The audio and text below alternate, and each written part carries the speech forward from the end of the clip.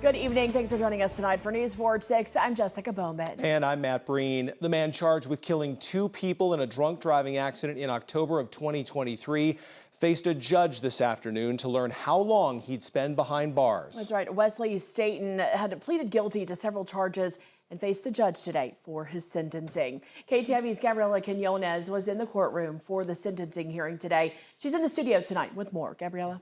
Matt and Jess, a judge sentenced 33-year-old Wesley Staten to spend the next 5 decades in prison. Today's hearing brought closure to 2 families whose loved ones were changed more than 2 years ago in an accident in Sioux City that Staten caused. Investigators say Staten was driving under the influence of drugs and alcohol in October of 2023 when he sped through a red light and struck another vehicle at West 6th and Wesley Parkway.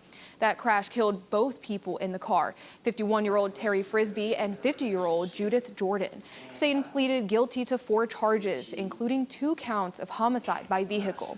Ahead of Staten's sentencing, several people spoke, including Staten's former basketball coach and 4 of the victim's family members. Before receiving his sentence, Staten addressed the courtroom. I never meant for any of these things to happen. I take full responsibility for my actions of driving under the influence and speeding and causing the horrible accident that took the lives of Terrence Frisbee and Judith Jordan. I did not know them.